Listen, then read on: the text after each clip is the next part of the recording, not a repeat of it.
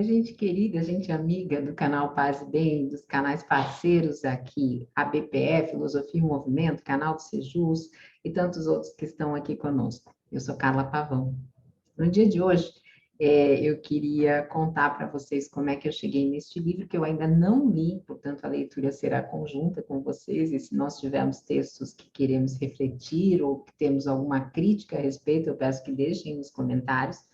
Mas o que aconteceu foi o seguinte: no domingo, eu estava bastante triste, eu tenho enfrentado questões bastante importantes e íntimas de solidão, depois da separação, ainda sofro com certas posturas, né? Quem que não sofre, né, com isso? E eu estava bastante triste, né? Depois, eu estou com a terapia em dia, né? Felizmente eu tenho condições de fazer, mas entendo quem não tenha. Então, eu fui até uma livraria, né, para ver alguma coisa nova para o Paz e Bem, porque eu tenho vários livros, mas eu venho usando ao longo desses anos e achava que queria um conteúdo novo. E não achei muita coisa, porque é uma livraria mais de perfil comercial, né, do que questões. Então, a parte espiritual é sempre classificada como religião e tem pouca coisa, mas eu fiquei quase uma hora lá garimpando. E, e claro que de espiritismo só tinha material convencional, né, da literatura do movimento conservador, e um ou outro livro de Allan Kardec. Mas eu trouxe este livro aqui para nós, juntos, juntas e juntos, degustarmos um pouquinho, que se chama O Evangelho da Paz e o Discurso de Ódio. Mas eu queria uma análise crítica aqui de vocês, eu vou ser o mais fiel possível ao texto. O texto que eu vou usar hoje é de Marisa Lopes, deixa eu dar os créditos aqui da autora. Mestre em Letras, Universidade Mackenzie, em Comunicação Intercultural, pelo Fuller Theological Seminary dos Estados Unidos, graduada em Direito por Londrina, pela Universidade Estadual de Londrina, em Letras pela Universidade Estadual do Paraná, atua desde 2004 como editora e tradutora de textos acadêmicos em áreas como filosofia, liderança e teologia. É membro da Igreja Graça Soberana, em São Paulo. Então, o texto dela que eu trouxe aqui para nós conversarmos é o seguinte: precisamos combater a polarização e o discurso de ódio no Brasil e no meio cristão. Não sei se isso vai levar a uma análise conservadora, então é uma surpresa para mim e para vocês. Vamos lá, ela vai dizer o seguinte: de onde vêm as guerras e contendas que há entre vocês? Não vêm das paixões que guerreiam dentro de vocês? Tiago, capítulo 4, versículo 1. Vivemos um cenário de extrema polarização político-ideológica. Esse fenômeno vem provocando uma ruptura profunda no tecido social, inclusive no nosso tecido familiar, né?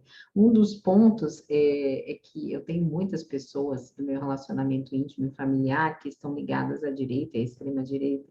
Então, isso virou até motivo de acusação durante o processo de ruptura do meu relacionamento, né? E isso é justamente o que ela vem dizendo aqui, né? Que esse fenômeno, né, vem rompendo o tecido social e existe uma incapacidade de comunicação entre adeptos de grupos opostos. Sem falar que eu não passo pano para ninguém, tá? Muitas vezes para a extrema-direita, mas eu tenho um trabalho que eu tento fazer um processo educativo. Tentei ficar sem falar com as pessoas durante 4 anos, depois acabei optando por um processo educativo de mostrar o outro lado de tudo. E tem sensibilizado algumas pessoas, isso que é o mais legal de tudo, com base na comunicação não violenta, claro. Então, ela vai dizer o seguinte, que a imprecisão que se tem é que passamos por uma escalada progressiva e galopante no tom e na atitude que nos levou do debate ao embate, ao combate e ao abate. A internet, por meio de suas mídias sociais, a princípio se apresentou como um ambiente de troca, mas com o tempo passou a se mostrar como um novo espaço de ataques cada vez mais violento e não de diálogo. Eu, particularmente, tenho ficado bastante fora das redes sociais, eu não, confesso que eu não tenho mais muita paciência para elas, salvo, assim, aqui o canal Paz e Bem, que é um canal de construção de um ativismo, mas Facebook, Instagram, eu publico pouquíssima coisa, eu acho que eu tive uma saturação disso. E o que eu tenho ouvido de muita gente próxima é que, exceto aquelas que precisam por conta de trabalho, elas também têm se isentado. Haja visto, por exemplo, o Mauro não tem nem mais rede social, né? Eu acho que esse é um sonho bom, de repente, a gente não ter rede social, embora durante, por exemplo, momentos que você está esperando, né? uma consulta, um transporte, né? As redes sociais passam, às vezes, companhia, nem sempre uma boa companhia, mas às vezes ajudam a distrair o tempo.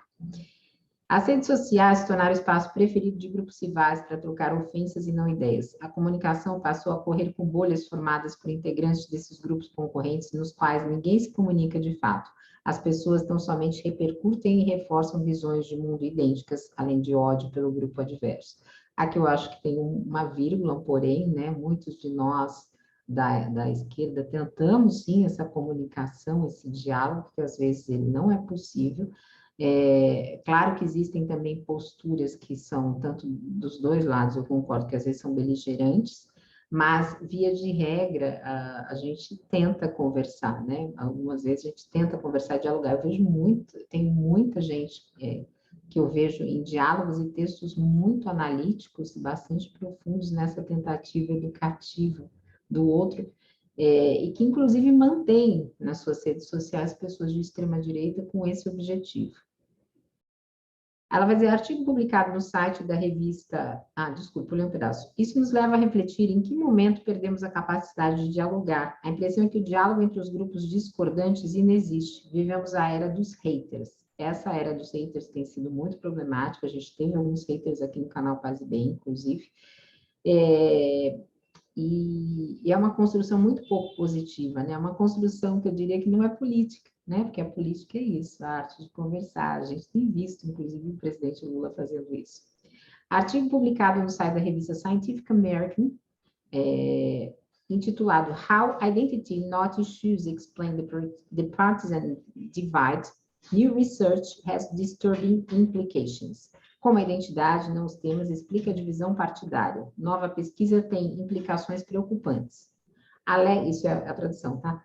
Alega que todo esse ódio entre grupos divergentes decorre do fato de que estamos vivendo uma polarização afetiva e não ideológica. Foi essa parte que eu gostei do texto. Eu não tinha lido a íntegra, mas claro que eu passei os olhos por ele.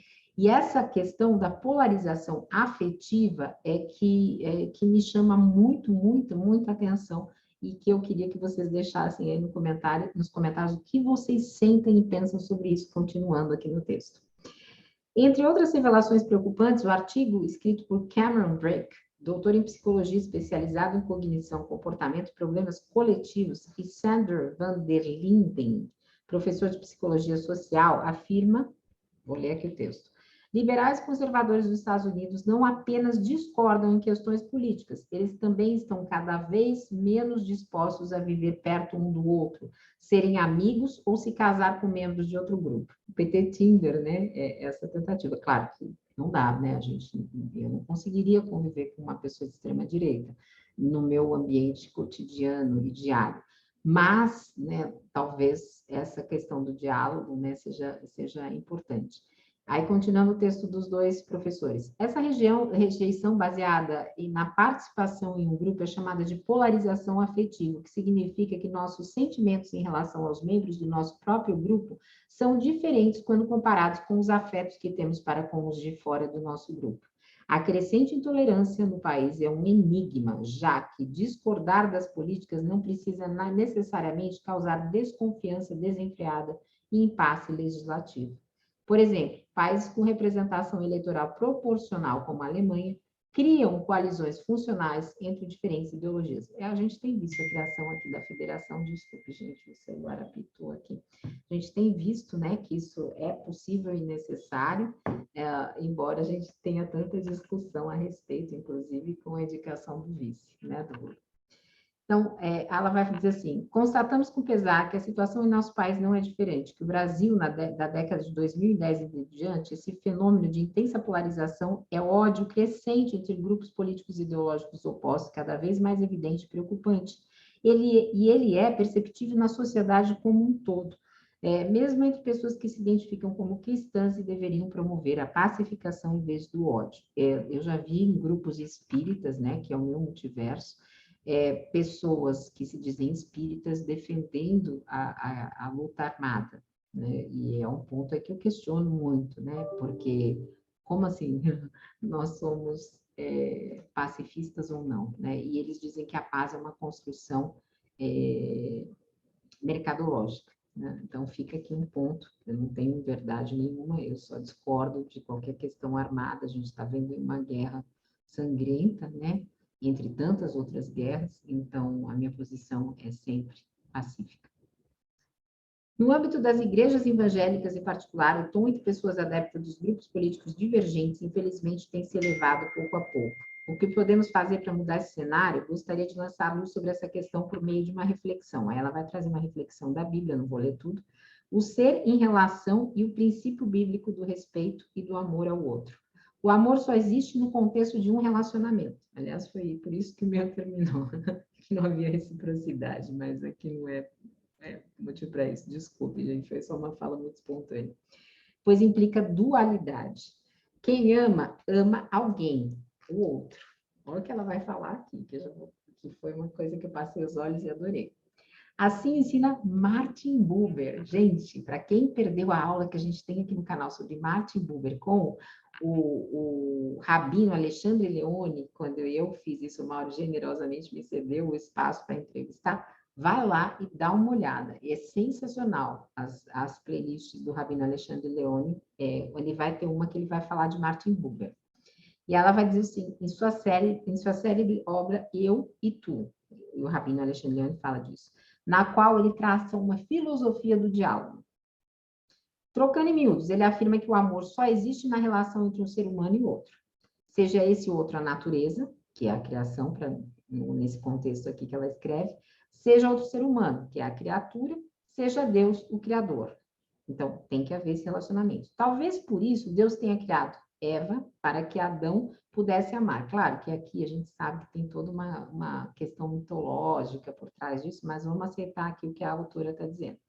Talvez por isso a Bíblia enfatize tanto a figura do próximo, uma vez que é na relação com o outro que aprendemos dois conceitos intrínsecos à nossa existência como ser em relação, o amor e o respeito. A autora está pondo isso, mas aqui eu tenho sempre dúvidas, porque amor e respeito são diálogos que muitas vezes servem a muitas falas de direita, então, assim, eu sempre fico pisando em ovos com isso, não que eu acho que o amor não existe, claro que o amor existe, mas quando se associa os dois, muitas vezes, para mim, eu fico com um olhar meio de dúvida sobre o que vem a seguir. Então, vamos ver. As características distintivas da alteridade que constitui o ser na relação eu-tu são, segundo Buber, a reciprocidade e o diálogo. Pois, quando o ser humano se relaciona com um objeto, ele o faz por meio da relação eu-isso, né? Marcada pela apropriação ou, em outras palavras, pela posse do objeto. Daí porque a gente tanto fala na esquerda da objetificação da mulher, do outro, enfim, de tantas coisas, né? E posse não envolve reciprocidade, nem diálogo, apenas domínio.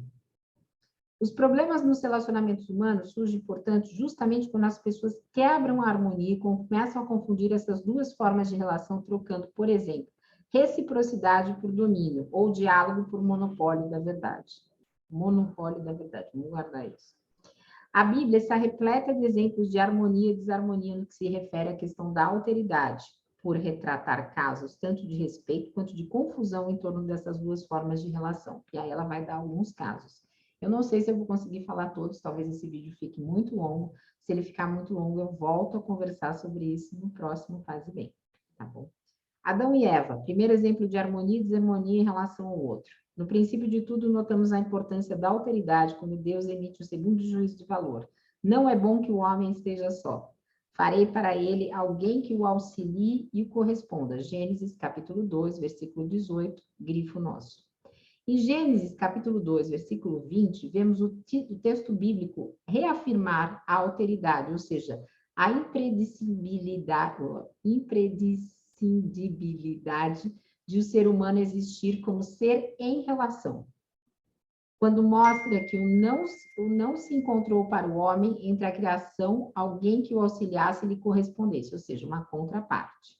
Deus, então, cria Eva, e na cena em que a leva até Adão, o texto retrata toda a harmonia que marcava essa relação do ser com o outro. Vamos ver se essa é uma harmonia dentro do feminismo. Disse então o homem, essa sim é osso dos meus ossos e carne da minha carne. Ela será chamada mulher porque do homem foi tirada. Por essa razão, o homem deixará pai e mãe e se unirá à sua mulher, eles se tornarão uma só carne. O homem e sua mulher viviam nus e não sentiam vergonha. Gênesis capítulo 2, versículos de 23 a 25. Tal harmonia é perceptível por 3 fatores: a imediata identificação ou reciprocidade com o outro da relação, esta sim é osso dos meus ossos e carne da minha carne; a união com o outro, o homem deixará pai e mãe, se unirá à sua mulher e eles se tornarão uma só carne; e a total transparência dialógica na relação com o outro, o homem e sua mulher viviam nus e não tinham vergonha. No entanto, o pecado, como sempre, interfere nessa relação e traz desarmonia. Essa quebra da harmonia pode ser notada por algumas evidências do texto. A ausência de diálogo entre Adão e Eva, né? Eva tomou do seu fruto e comeu e deu ao seu marido que comeu também. Gênesis capítulo 3, versículo 6. Detalhe, né? A mulher sendo culpada. Aqui sou eu que estou falando, não é a autora.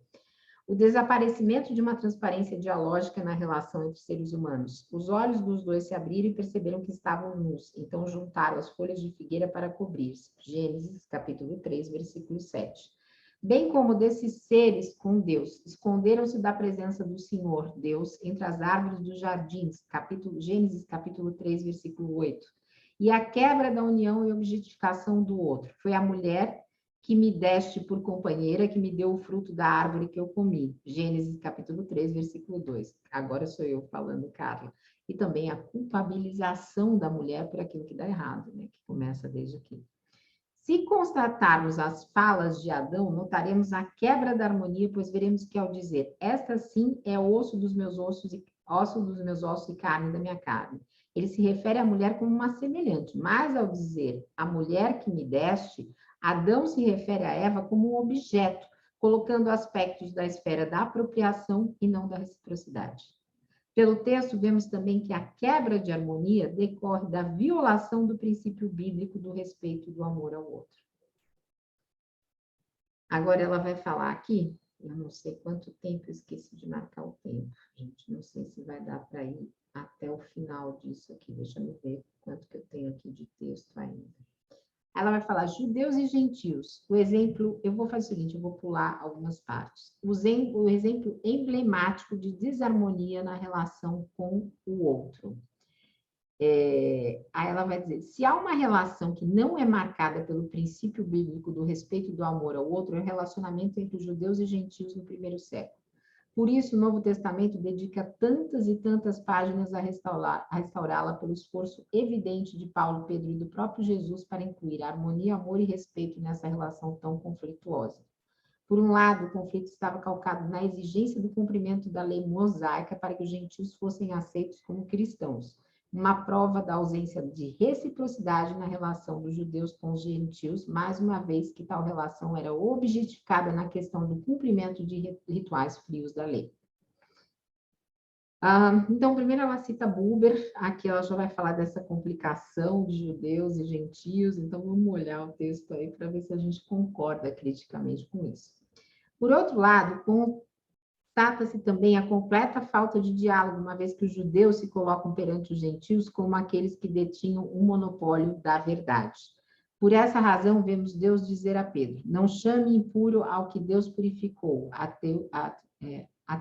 gente, eu não sei muito de Bíblia. Capítulo 10, versículo 15. E Paulo se dedicara ao ministério aos gentios a ponto de tornar-se prisioneiro de Cristo por amor a eles. Efésios, capítulo 3, versículo 1. Sim, o mesmo Paulo que antes perseguia e matava os cristãos, agora está disposto a morrer por amor a eles, a fim de cumprir o ministério que Jesus lhe havia confiado. São do próprio Paulo essas súplicas. Façam todo o esforço para conservar a unidade do Espírito pelo vínculo da paz. Efésios, capítulo 4, versículo 3. E aí ela vai trazer um trecho aqui de Colossenses, capítulo 3, versículos de 9 a 15, que eu vou ler para vocês. Ela diz, vocês já despiram do velho homem com suas práticas e se revestiram do novo, o qual está sendo renovado em conhecimento à imagem do seu Criador. Nessa nova vida já não há diferença entre grego e judeu, circunciso e incircunciso, bárbaro e cita, escravo e livre, mas Cristo é tudo e está em todos. Portanto, como povo escolhido de Deus, santo e amado, revistam-se de profunda compaixão, bondade, humildade, mansidão e paciência. Suportem-se uns aos outros e perdoem as queixas que lhe tiveram uns contra os outros. Perdoem como o Senhor lhes perdoou. Acima de tudo, porém, revista-se do amor, que é o elo perfeito. Que a paz de Cristo seja o juiz em seus corações, vistos que vocês foram chamados a viver em paz como membros de um só corpo. Então, esse é o trecho. Então, se nós analisarmos, ela diz aqui, diversos textos do Novo Testamento que tratam desse conflito, nós vamos constatar a falta de reciprocidade de diálogo tão combatida por Paulo e outros cristãos. E nós veremos neles também que a quebra de harmonia decorre da violação do princípio bíblico do respeito e do amor um ao outro. Aí ela vai falar um pouquinho mais sobre a Trindade, que eu não vou falar, sobre a questão do corpo de Cristo, que eu não vou falar, mas aqui eu vou chegar aonde ela vai dizer mais sobre a polarização. Ela vai dizer o seguinte: a polarização e o discurso de ódio são fenômenos que têm avançado na sociedade e precisam ser combatidos. É preciso haver um esforço coletivo de pacificação na busca pelo resgate do diálogo e de respeito mútuo na sociedade brasileira em geral, em especial entre cristãos. Eu acho que entre todo mundo, né? Que ela fala muito de cristão, porque é um multiverso dela, mas entre todos nós, né? Quem for de axé, quem for de qualquer outra espiritualidade, vamos, né, nessa pacificação, né, dos nossos corações. Ainda que diverjamos, porque divergir não é problema, gente. Ter espírito crítico não é problema. Mas um espírito crítico dialógico faz muito bem a todos nós, né? Tanto é que a gente tem, inclusive, os semeantes espiritualidades aí, que é diálogo e crítica. A questão são os embates que acabam desconstruindo o outro a ponto de deixá-lo caído, né, no chão, como se fosse realmente um prisioneiro de guerra, uma vítima de guerra, né? Então é isso. Ainda que a implementação plena da paz seja algo que, segundo cremos, somente se dará no futuro com a volta de Jesus como discípulos deles, acreditamos que nosso papel é lutar por eles, por ela naqueles momentos de história em que densas trevas procuram encobri-la. Em suma, precisamos trazer de volta a luz da razão, a luz do amor, a luz de Cristo e a luz dos orixás, né, que a gente viu tão bem representados aí durante o carnaval. De convidar você a se unir nesse esforço. Sigamos em frente. Então, não é um texto extremamente progressista, né, na minha opinião, mas é um texto que tem bastante seu valor, principalmente quando cita as questões afetivas.